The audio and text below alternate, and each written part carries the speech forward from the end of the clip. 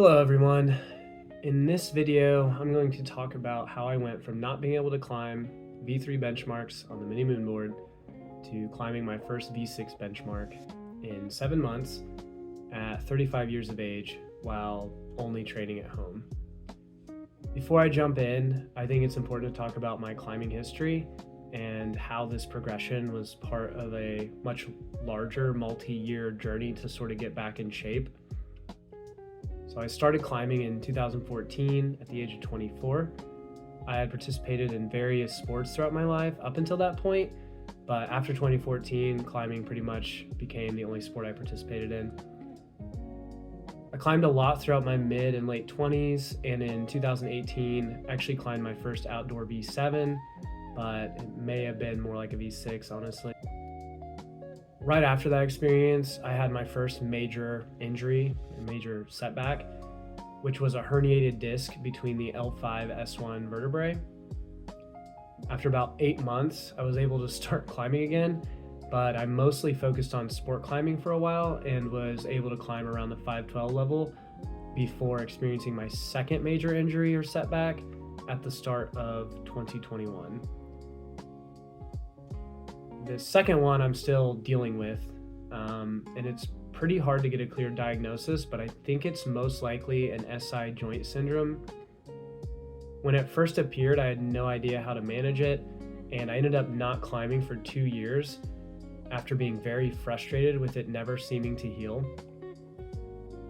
By mid-2023, I had gone from just over 150 pounds to over 190 pounds, and my SI pain had not gone away, and I was having a lot of other pain and inflammation throughout my body, which I think was just from getting so out of shape over those 2 years. I'm not going to get into the details about how I ended up being able to manage the SI issue, because that could fill an entire video. But I was able to finally figure out how to manage it enough to start exercising and eventually climbing consistently again. In June of 2024, once I started exercising more and more, I started having these weird heart palpitations about once a week. And these palpitations were basically just really fast rhythms that my heart would get stuck in for an extended period of time. Sometimes I could get them to stop within a couple minutes, but I had several that went on for more than 15 minutes at a time.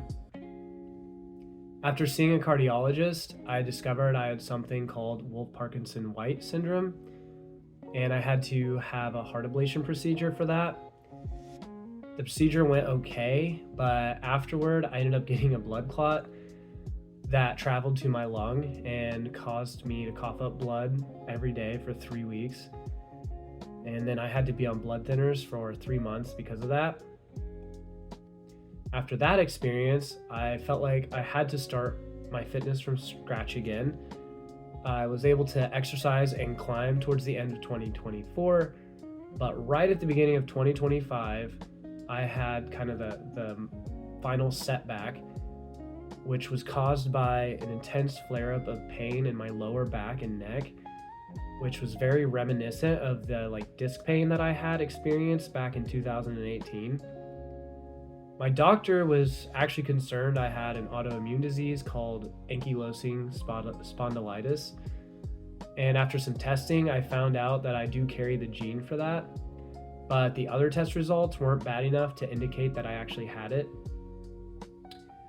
But after I got through that, that put me in the middle of 2025. And I was finally feeling ready to start training for climbing again. Before talking about the training I did during the 7 months that led up to me sending the V6, I think I should first talk about my home gym setup and where I do all my training. I know I've mentioned it several times already, but I have a mini MoonBoard. I do about 90% or more of my climbing training on that board. I also have a small traverse wall with no incline or decline, so it's just perfectly vertical, that I use to warm up and cool down. I have a squat rack with plates, and I have a bunch of other random training items like a hangboard, tension block with a loading pin, resistance bands, things like that.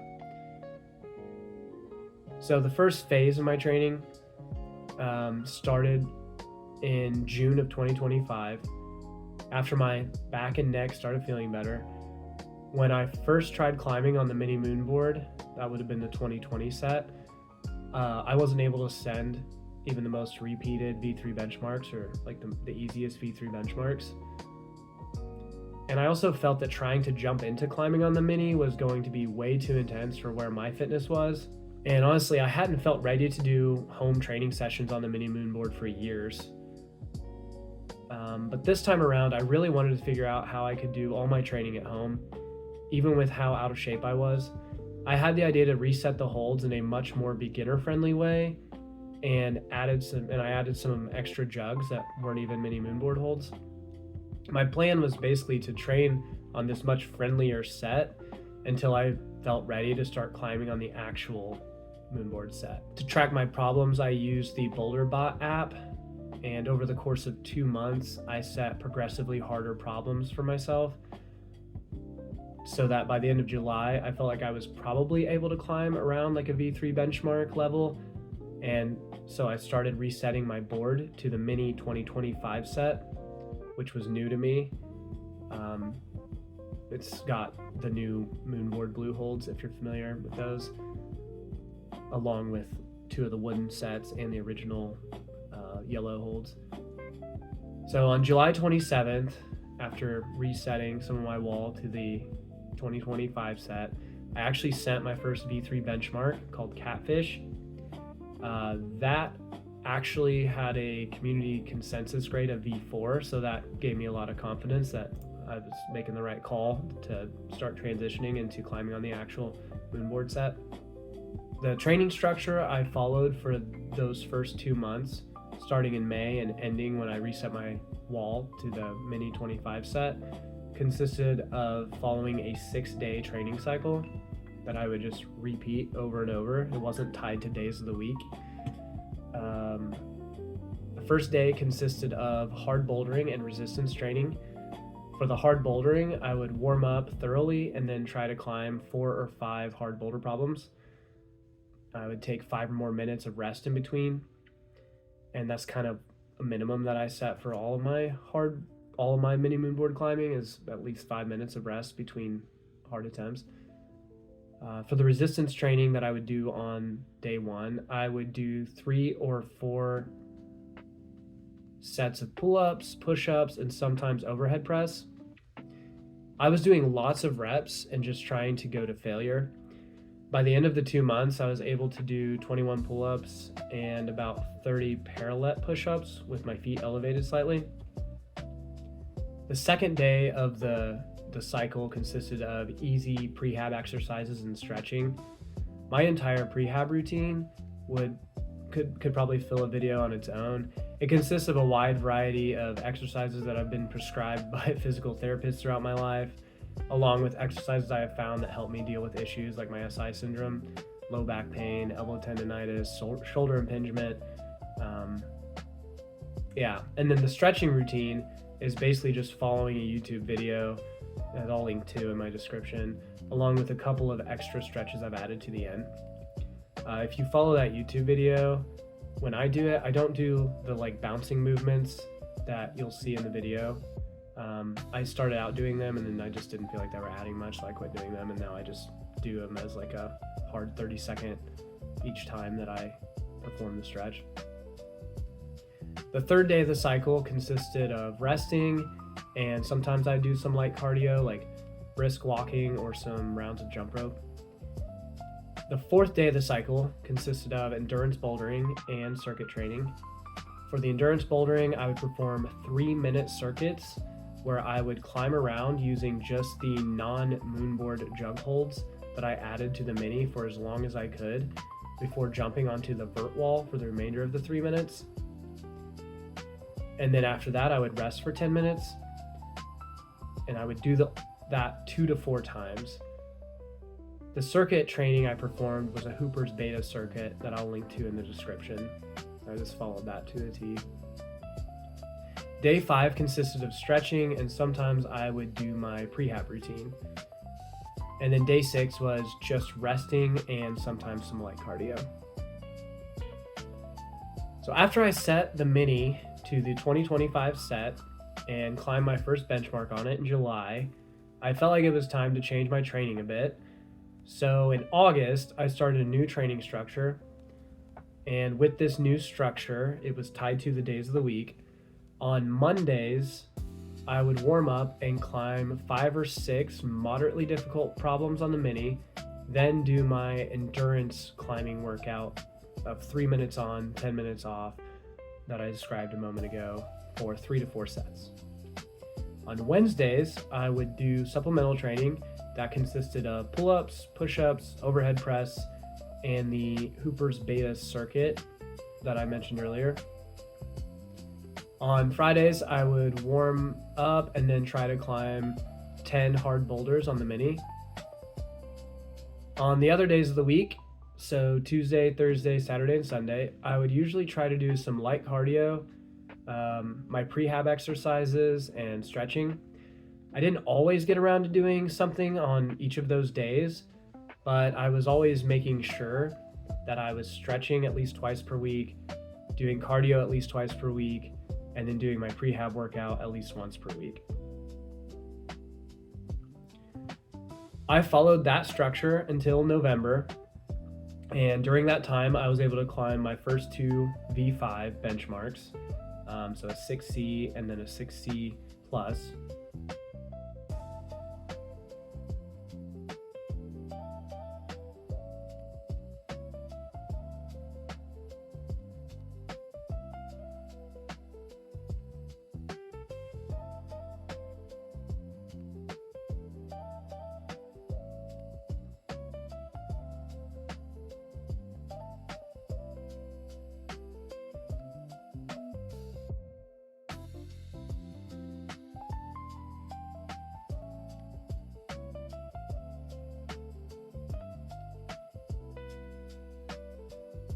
Also during that phase, the outdoor season started, and I was able to get in 4 weekend trips to climb outside. During the first trip, I actually got very, very close to sending a V7, which I, again, think was more like a V6 probably. But during the other 3 trips, I just focused on climbing as many V4s as I could, and I was able to send quite a few.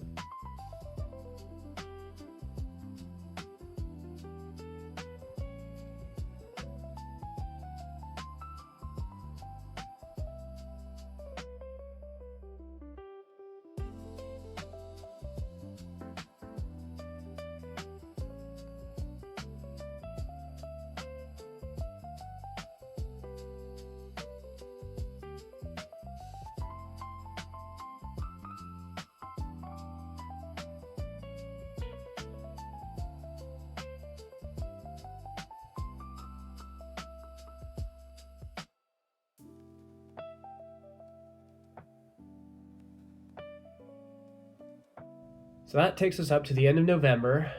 By the end of November, I had been projecting a V6 for multiple sessions, and it was still feeling very, very far away. So I decided to take a break from projecting the V6 and instead focused on sending all of the V4 benchmarks. So while doing this, I also added some things to my training plan. For starters, I started doing my cardio, prehab, and stretching more consistently so that every Tuesday, Thursday, Saturday, and Sunday, I was doing cardio and stretching. And then twice a week on some of those days, somewhat randomly, I would also make sure I was doing my prehab workout. I also added finger training to the end of my Monday and Friday sessions, and I followed a very simple protocol from a lattice training video, which I'll link to in the description. And the final additions I made were adding exercises to my supplemental training on Wednesdays. I added dumbbell Arnold presses, dumbbell trap shoulder shrugs, and dumbbell external rotations after watching a lattice training video on bulletproofing your shoulders, which I'll link to in the description. I also added weighted frog and weighted pancake stretches after watching a different lattice training video which I'll also link to. And I added those exercises and stretches because they seemed to address weaknesses I was experiencing. I felt like I needed more upper body engagement and shoulder strength and resiliency on the wall, and that's what led me down the rabbit hole to the first video. And I also felt like I needed some more hip flexibility and mobility, which led me to that second video. One final change I made to the training plan was replacing the endurance climbing workout with just hard bouldering. So my Monday and Friday climbing sessions both consisted of warming up, doing 1 to 4 project attempts, and then climbing boulders that felt like they were around a 7 or an 8 out of 10 difficulty, or rating of perceived exertion, which I'll talk about in a second, until I reached a total of 10 attempts, or like 10 ascents of boulders. I counted an attempt as like a full set if I did at least 3 or so moves. So sometimes I would pull onto a project and fall after one move. I would just get on and maybe try that move one more time, or try the move right after that with very little rest. And that was kind of how I made sure that I was getting like enough of a training stimulus. So before I move on and talk about sort of the end of this journey, I want to talk a little bit more about ratings of perceived exertion, or RPE. I started using RPE instead of prescribing specific grades or weights right at the start of my training journey in May. I think this was one of the best decisions I've ever made for my training. My goal for my climbing and resistance training is to keep the intensity somewhere between a 7 to 9 out of 10 RPE. I've noticed over all my years of climbing and exercising that some days I feel really strong and some days I feel pretty weak. I used to always just push myself every session, thinking that I should always be doing more than I did in my previous session. I think that was one of the reasons I have been injured so many times in my athletic career, and also why I've sometimes gotten very burnt out. With the RPE approach though, I just didn't feel the pressure to attain a certain grade or amount of weight lifted, and instead I just went based on how I felt at that point in time. I honestly think that is the only reason I did not get injured this time around with my training. Some days I would feel so tired or weak that I would just stop an entire workout or even an entire session, and just go straight to the cool down. Hopefully you all have never had this problem, but if you have, I definitely recommend trying to make the shift to using RPE as your intensity guide for training. I still write down how much weight I use and the grades of the problems I'm attempting, but I don't compare it to previous workouts to see if I should be doing more or less. Instead, when I log a weight or a grade, I also log my RPE for that set, and then I just go up or down in intensity based on whether it's within the range I want the RPE to be. On Monday, December 8th, I finally sent the final V4 benchmark. And then during my very next session of that week on Friday, December 12th, I tried the V6 benchmark. And I hadn't touched it for nearly a month, but I'll show a video.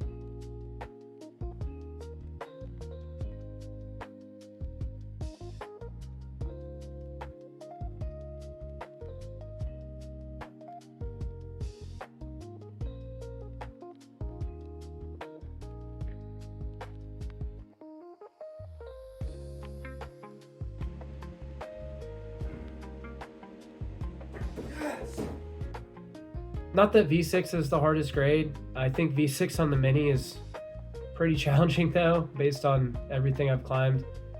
For instance, back when I first climbed Catfish, which was that V3, V4, I went into a climbing gym on a vacation and got on the kilter board and just straight up flashed to V8. I mean, it's kilter, so, you know, but still, I think just the grades on the mini MoonBoard are pretty stiff compared to anything else I've climbed. Yeah, I mean, also like when I was climbing around V5-ish on the V4, V5-ish on the mini MoonBoard. I almost climbed that like V7 outside at the very start of the outdoor, like on my first outdoor trip of the year. Again, I feel like that's probably pretty soft, but yeah. So moving on, I do want to mention that a little bit about like my weight loss journey. So back in 2023, as I mentioned earlier, I'd gotten up to over 190 pounds, but by July of 2025, I had gotten actually all the way down to 158 pounds. So even though I had like several setbacks between 2023 and 2025, I feel like I was doing a good job of just continuing to lose weight and improve my health. So yeah, I'll show like a before and after video of that and sort of my progression in weight, but yeah, you can still do a lot for your health even if you are in a lot of pain or experiencing like a significant health setback. Every little bit helps. So just do as much as you can whenever you can, and your body will appreciate it. So yeah, to talk quickly about the future and where I'm at right now. So currently, it's January of 2026, and I've got the flu. I think that's what made me want to sit down and kind of reflect on all of this and make this video. Is I can't climb, so I might as well talk about climbing. I've also been thinking a lot about 2026, and it's shaping up to be a pretty eventful year. In March, I'm gonna have the heart ablation procedure again because I had a pretty big palpitation come back, which is pretty normal. I mean, it can happen. It shouldn't have happened, but it can happen. It's not that abnormal for that to happen again and to have the procedure again. But much more exciting news, my wife and I are expecting our first child in April. So between March and April and May and around that time, I'm sure I'm gonna have to take a pretty long break from training, and then I'll have to try and get back in shape again. And making this video will help me to remember how I did it, how I can do it, and hopefully keep me inspired to stick with it. And if it helps any of you all out, that's awesome. Let me know in the comments if you have any questions or anything that you'd like to share. Also, if you're interested in building your own mini MoonBoard, I did make a video about that about 5 years ago. You can check that out. I'll link to that in the description as well. Thank you for watching this video.